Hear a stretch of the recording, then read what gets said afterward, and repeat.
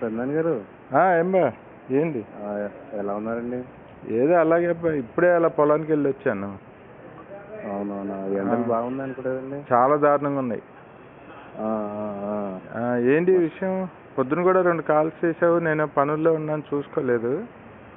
ఏం లేదు, ఎండలు ఎక్కువ ఉన్నాయి. కొద్దిగా మీరు కూడా జాగ్రత్తలు తీసుకొని కొద్దిగా ఒక 2 రోజులు వారం ఇక్కడ హైదరాబాద్ వచ్చిపోతారేమో అని చెప్పి ఫోన్ చేశాను. లేదబ్బా, ఈ మామిడికాయలు ఇవన్నీ పంట దింపాలి. ఆ, ఆ పళ్ళు దింపి కొంచెం అదంతా సెటిల్ చేసుకుంటే కానీ అవ్వదు. ఇంకొక 20 రోజుల వరకు కదలటానికి అవ్వదు. ఆ అవునవునవును. మామిడి తోట పనులన్నీ చూడాలి. దగ్గర లేకపోతే ఇప్పుడు కూలీలు తీసేస్తున్నారు డబ్బాలు డబ్బాలు. అయ్యయ్యో. ఆ, అవి చూసుకోవాలి 2 రోజులు. ఏం లేదు వస్తానులే, పెద్దనాన్న గారు. నెలాఖరికి ఎప్పుడో వస్తాను. ఏంటి సరే. విషయం? ఏం లేదు. ఆ, 2 రోజుల నుంచి ఫోన్ చేద్దాం అనుకున్నా, పొద్దున్న 2 సార్లు చేసినా మీరు తీయలేదు. ఆ, ఏం లేదు పెద్దనాన్న గారు, అది మనది జగ్గపేటలో చిలకల్లో ఉంది కదా స్థలం. చిలకల్ల 40 సెంట్లు. అదే మన నాన్నది ఒక 20, మీద ఒక 20 అవును, అవును. ఇది అది అమ్మేద్దామని అనుకుంటున్నాం పెద్దనాన్న గారు. ఏంటి అప్పుడే ఇంత అర్జెంట్ ఎందుకు? అర్జెంట్ అంటే ఏం లేదు, లాగాం కదా, గవర్నమెంట్ మాత్రం రేటు వస్తుంది కొంచెం అనుకున్నాం కదా. గవర్నమెంట్ మారితే అంటున్నారు కానీ పరిస్థితి ఏంటంటే నాన్నకు ఒంట్లో బాగాలేదు ఇక్కడ.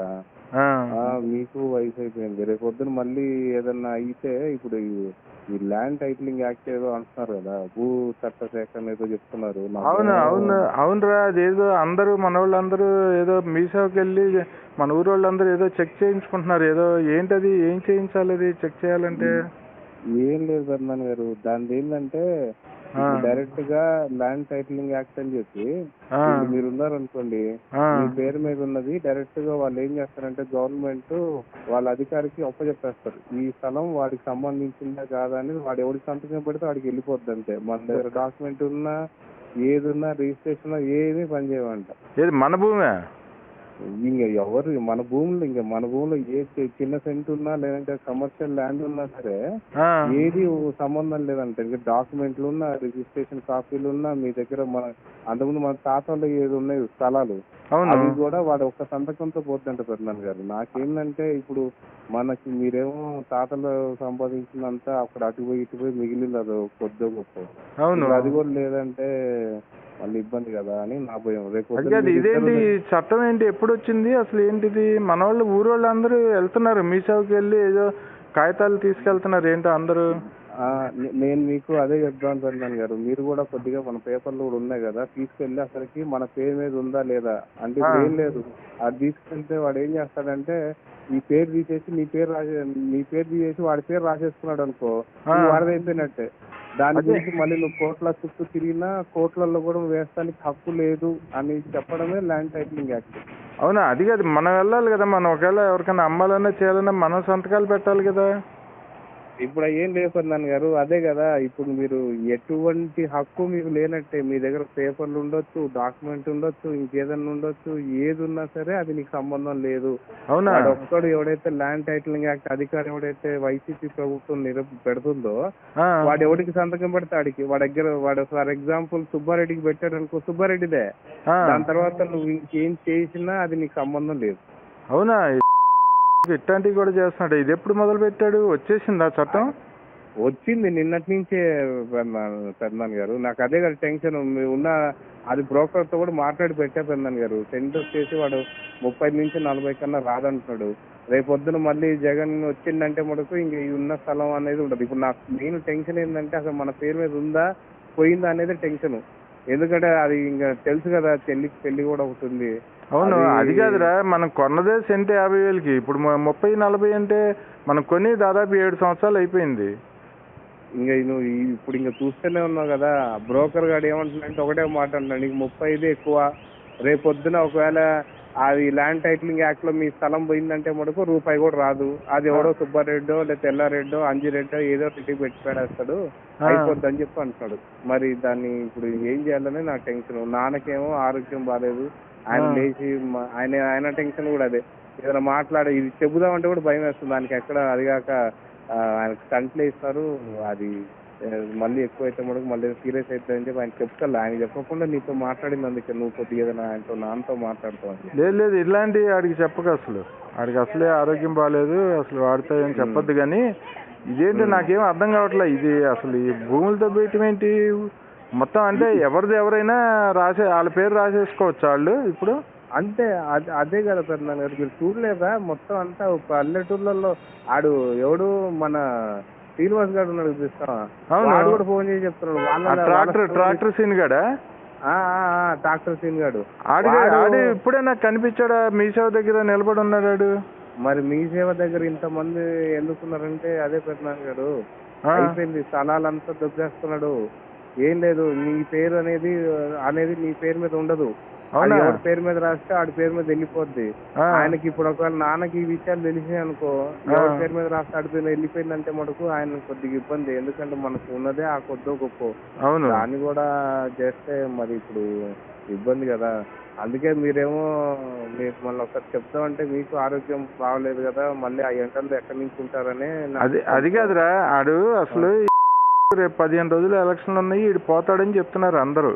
ఈడు గెలవడు మొత్తం అంతే. మొత్తం అసలు జనాల్లో మూడు మారిపోయింది, తెలుగుదేశం ప్రభుత్వం వస్తుందని చెప్తున్నారు. కానీ ఇప్పుడు ఈ చట్టం ఏంటి, ఆల్రెడీ చట్టం చేశాడా? ఇప్పుడు కూడా దొబ్బేస్తున్నారా స్థలాలు, లేకపోతే అదేంటి, ఏమన్నా టైం ఉందా దీనికి? ఏమన్నా కొంచెం మనం చూసుకోవటానికి? లేదు సార్, పోయిన అక్టోబర్కే ఇది పెట్టి అప్పటి నుంచే స్టార్ట్ చేయాలని, కానీ అప్పటి నుంచి స్టార్ట్ చేయకుండా ఇక్కడ ఎట్లా పోతాడని చెప్పేసి మీరు అంటున్నట్టు పోయే ముందు ఎంతో కొంత అన్ని సెట్ చేసుకుని వెళ్ళిపోతే మన కోర్టులకు వెళ్ళి కూర్చున్నా సరే వేస్ట్. ఇప్పుడు మన పేరు మీద రాసుకున్న తర్వాత మనం కోర్టుకి వెళ్ళినా సరే వేస్ట్ పెడతాను కదా. అందుకే వాడు పోయే ముందు అన్ని ఆస్తులన్నీ వాడి పేరు మీద, వాడికి సంబంధించిన బినామీ పేర్ల మీద రాసేసుకుని వెళ్ళిపోయిన ప్లాన్. వాడి తప్పు మొదలు పెట్టాడు. ఇప్పుడు జనాలు భూముల మీద పడుతున్నాడా? ఇప్పుడు మరి మీ సేవ దగ్గర అక్కడ ఇక్కడ పోయి పత్రాలు పట్టుకుని ఎందుకు నించున్నాను అనుకున్నాను. మీ దగ్గర 30 రకాల పత్రాలు ఉన్నా వేస్ట్. ఆ అధికారి ఎవడైతే ఉన్నాడో, ల్యాండ్ టైటిలింగ్ అధికారి, వాడు ఒక్క సంతకం వీడిది ఇది కాదు, ఇది పలానోడిది అని సంతకం పెడితే అయిపోయినట్టే. అవునా? మన సత్తిగాడు కూడా అక్కడే ఉన్నాడు, సీన్ గాడును ఆడు కూర్చొని మాట్లాడుకుంటున్నారు అక్కడ. మరి నేను ఏమన్నా కొంటున్నారేమో భూమి అనుకున్నా నేను. కొనేది ఏముంది పెద్దనాన్న, కొనే రకంగా ఉంది ఆంధ్రాలో మనకి. ఏదో హైదరాబాద్ కి వచ్చి ఇక్కడ పడి ఏదో ఆయన అవసరాలు పడి చేస్తున్నాడు తప్ప అక్కడేం లేదు. అందుకే నేను ఏమంటున్నా ఆ 35,000-40 వేలు ఏదో బ్రోకర్ గాడికి ఉన్న 40 సెంట్లు అమ్మేసి మీరు కూడా ఇటు వచ్చేస్తే అయిపోద్ది అని చెప్పి. ఎందుకు వచ్చింది చెప్పండి? అదంతా తర్వాత చూద్దాం కానీ ఒక పని, అసలు ఈ 40 సెంట్లు కొంచెం పని 15 రోజులు ఆగరాదు? ఇప్పుడు డబ్బులు అవసరం అంటే ఏమన్నా కావాలంటే సర్దుతా నేను. ఈ 15 రోజులు ఆగితే గవర్నమెంట్ ఏమన్నా మారిందనుకో మనకి రేటు వస్తుంది. ఇప్పుడైతే నాకు తెలిసి ఇప్పుడు మనం అప్పుడు కొన్న 7 సంవత్సరాల దగ్గర అవుతుంది మనం కొని, అప్పుడు కొన్న రేటే నడుస్తుంది, 50,000 నడుస్తుంది సెంటు. లేదు పెద్దనాన్న గారు, బ్రోకర్తో మాట్లాడితే వాడు ఒకటే భయపిస్తున్నాడు, ఈ ల్యాండ్ టైటిలింగ్ యాక్ట్ లో మీ పైన స్థలాల పైన కన్ను ఉంది, అదే ఎవరికైనా రాస్తే మటుకు రూపాయి కూడా రాదు, మీరు పోయి బతిలాడుకుంటే వాడు సెంట్కి 10,000, 5,000 అని చెప్పి మాట్లాడొచ్చు. అంటే మన స్థలాన్ని వాడే తీసుకొని మళ్ళీ వాడే మనకు అమ్మినట్టే అయిపోతుంది నన్ను గారు. అవునా? పని మన స్థలానికి మనం ఏమన్నా తీగలు చుట్టే అది ఫెన్సింగ్ లో వేయించుకుంటే పని ఏది దేనికి పనికిరాదు నన్ను గారు. ఇప్పుడు డైరెక్ట్ గా మీరు స్థలానికి సంబంధించి అధికారి మీరు పోయి సంతకం పెట్టడానికి కూడా లేదు. ల్యాండ్ టైటిలింగ్ యాక్ట్ అధికారి ఎవరికి సంతకం పెడితే ఆడికి. అవునా? మరి ఇప్పుడు అదే కదా, వాడు సీనుగాడు కావచ్చు, మీరు అన్నట్టు వాళ్ళందరూ అక్కడ ఎందుకు కూర్చున్నారంటే అందుకే. ఇది నాన్నకి తెలిస్తే మళ్ళీ ఇబ్బంది. అదే కాక ఆయన వారమే అయింది బయటికి హాస్పిటల్ నుంచి వచ్చింది. నేను ఒక పని చేస్తానండి, ఇప్పుడు నేను భోజనం చేసి నేను మీ సేవకి నేను కూడా వెళ్తాను కాగితాలు పట్టుకొని. సత్తిగాడి కానీ సీనుగాడి కానీ ఏమైనా తగులుతారేమో ఇప్పుడు చూస్తాను. అసలు ఏంటది, ఎలా చెక్ చేయాలి ఏంటో వాళ్ళ దగ్గర ఉండి, నాకు తెలియదు సరిగ్గా ఇది ఎలా చెక్ చేయించాలో చెక్ చేయిస్తాను. అసలు ముందు మన పేరున ఉందా, ఇది ఆల్రెడీ దొబ్బేశారా మంది, అది చూసుకోవాలిగా. నువ్వు చెప్పిన దాని లెక్క ప్రకారం అయితే నాకు అలాగే అనిపిస్తుంది. అది కాక ఇంకోటి ఏంటంటే పెద్దనాన్న గారు, మీరు అన్నట్టు రేపు పొద్దున్న చంద్రన్న గవర్నమెంట్ వచ్చిందనుకో, అప్పుడు రేట్లు పెరిగే అవకాశం ఉంది. కానీ ఆ రేట్లు పెరగడానికి రేట్లు పెరిగినా చట్టం ఉంటే ఏదైనా ఇబ్బందే కదా మనకి, ఆయన వచ్చినా కూడా. అదే అందుకే నేను అంటున్నా, ఫస్ట్ స్థలం మన చేతుల్లో ఉంటే రేట్లు పెరుగుతాయి తర్వాత. అది కాదు, చట్టం ఇలాగే ఉంటుందా? తెలుగుదేశం ప్రభుత్వం వస్తే ఏమన్నా మారుద్దా ఇది? లేదు, ఆయన చెప్పేసిండు కదా, ఆయన ఖచ్చితంగా ఈ భూ చట్టం ఏదైతే ఉందో ఖచ్చితంగా లేపేస్తా అని చెప్పేసి రాగానే చట్టం తీసేస్తానని చెప్పాడా? తీసేస్తా అని చెప్పండి. అది ఇబ్బంది లేదు, కానీ ఫస్ట్ మన పేరు మీద ఉందో లేదో అనేది తెలుసుకోవాలి కదా. నేను అది చూసుకొస్తాను ఇవాళ. ఇప్పుడు ఇది చూసిన తర్వాత స్థలం మన పేరు మీదే ఉంది అంటేనేమో పర్లేదు, సాయంత్రం నేను నాన్నతో మాట్లాడిస్తా.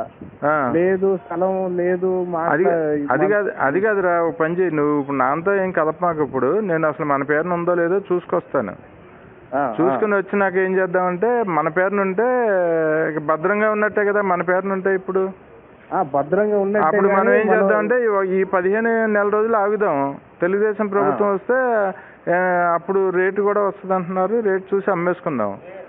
అంతేనా? లేదంటే ఈడే వస్తాడు అన్నట్టుగా తేలిందంటే వచ్చిన కాడికి తగ్గొట్టుగానే అమ్మేసుకుందాం.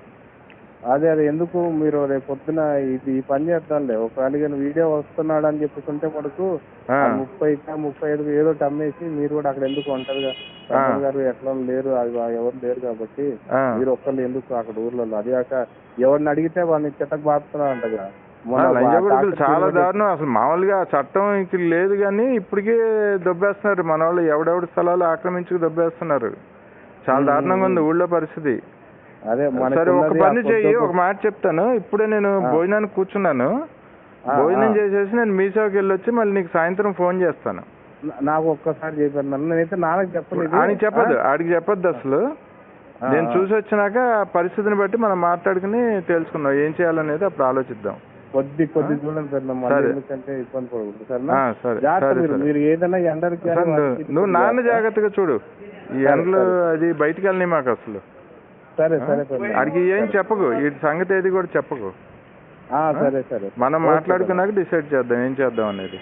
సరే, మీరు ఖచ్చితంగా ఈ రోజు వెళ్ళేసండి. వెళ్ళొచ్చి నేను చేస్తాను, నీకు సాయంత్రం చేస్తాను. భోజనం చేసి ఇప్పుడు వెళ్తాను నేను ఇప్పుడు. సరే సరే ఓకే అబ్బా.